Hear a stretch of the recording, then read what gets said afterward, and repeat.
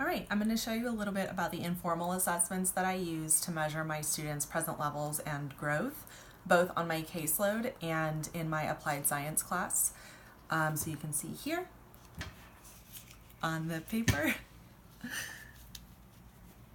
This is a cover sheet that I created to have a snapshot of students' progress. This is a student named Juan who is a junior in high school. He's in the applied program, so he's on the moderate end of the mild to moderate spectrum. As you can see, some of his grades are pretty limited, or some of his scores were pretty limited in his areas of reading comprehension. He's at about a third grade level. And same with his math scores are about a third grade level. So let me show you a little bit about how I assess my students and determine their present levels to be able to measure their growth.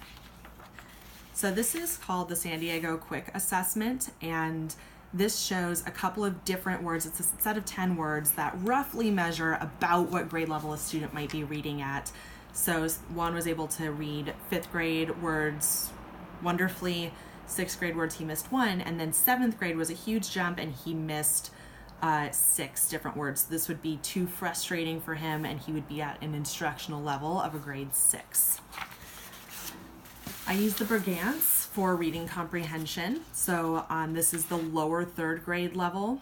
There's a small passage and 5 questions. Juan answered all of these questions correctly, but then when we jumped to the upper 3rd grade level, he only answered 1 out of the 5 correctly. So we can start to see that reading comprehension is an area of growth for Juan. So this would be at a 5th grade level. That's beyond his upper limit, and we're not going to assess him at that. This is the core phonics survey. This is really good for students who are still struggling with reading, and it will break down exactly where their area of growth might be in the field of phonics. So if it goes all the way from CVC words, consonant, vowel, consonant words, to multisyllabic words. And you can see that Juan scored pretty well on the core phonics survey. Multisyllabic words might be a little bit tough for him and something that we can focus on. So this whole thing is the core phonics survey. It's very comprehensive assessment for phonics. Some students might need to be assessed in their sight words if we find that reading is really challenging for them. But since Juan is reading at about the 7th grade level, this is not something that would be appropriate for him, so we didn't assess him on that.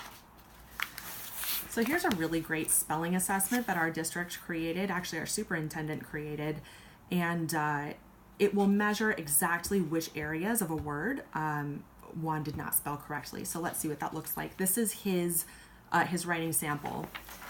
And then this part is where it breaks down words into different phonemic segments. So we can see exactly where the pattern is in Juan's breakdown and understanding.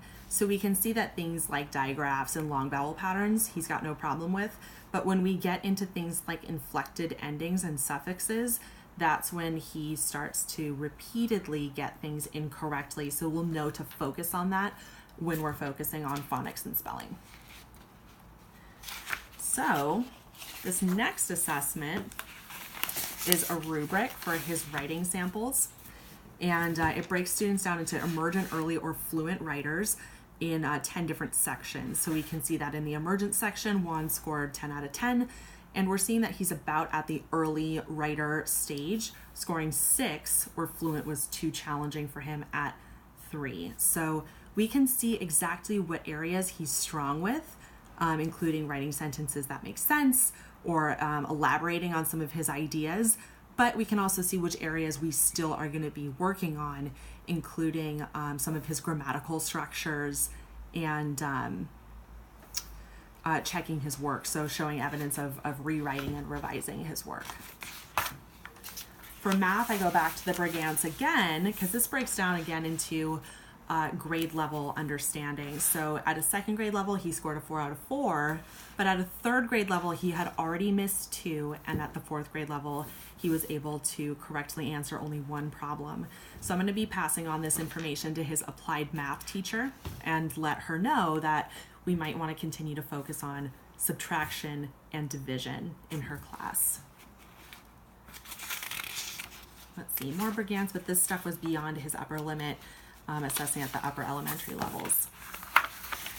Lastly, I use a series of word problems for math. And since Juan had trouble with reading comprehension, I started him at a lower level. I started him actually at the first grade level, which he did well on. He answered all 3 out of 3. But then we got to the second grade level, and he had missed 1 out of 3. So we're going to probably pause here, make sure that he's got all things at the second grade level before proceeding to assessing him at a 3rd or 4th grade level. Okay, I think that's it. That's it. Back to the beginning. Those are informal assessments. Thanks so much.